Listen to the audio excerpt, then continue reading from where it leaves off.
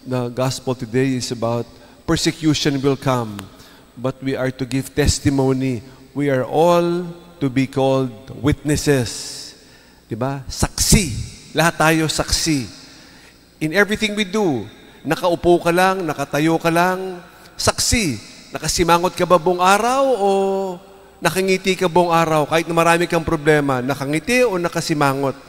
Ulit, di ba sinasabi ko, yung mga santo may halo. Because of that glow, because they're in love with the Creator. Kahit na binabato sila sa gitna ng leon, there is that glow because it is witnessing.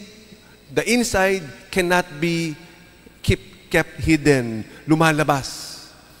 Let us give witness by our smiles, exteriorly. What do we talk about? Witness.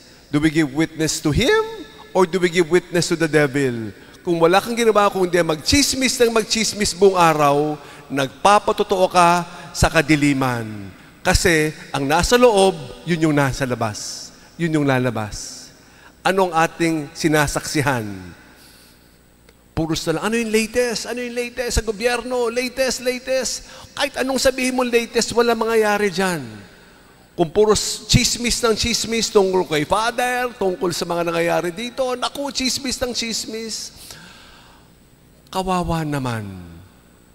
Pinapakita lang natin anong kulay, ang tunay na kulay meron tayo. We give witness. We give witness. In everything we do, we give witness. That is what the gospel is today.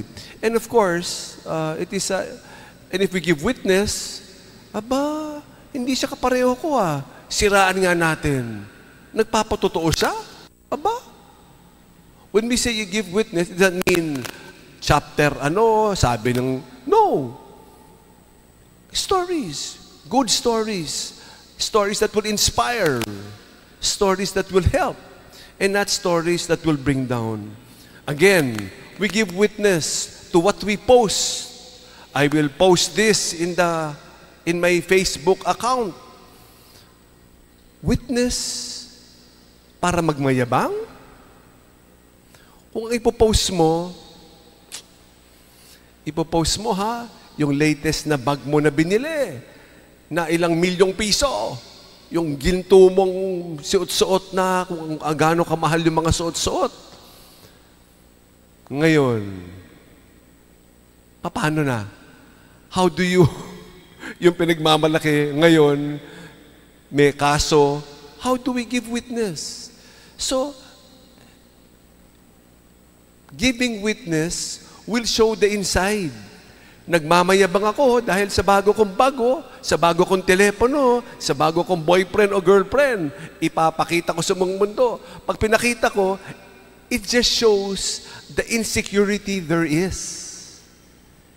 Ipagmamalaki ko dito kasi hindi ko magpagpalaki yung loob Kasi wala akong loob. Kasi hindi ako buo. Kaya ito na lang pagmamalaki ko. Kaya huwag kayong mainggit sa mga post ng post. Naku, ang ganda naman ng kinainan niyang pagkain, ng restaurant. Naku, ang ganda naman ng suot niya. Naku, bumiyahin na naman siya. Huwag ka mainggit kasi napaka-insecure yung nagpo-post. It is a sign of insecurity. Because we give witness to God, not to the wonderful place, not to me. We give witness to God only.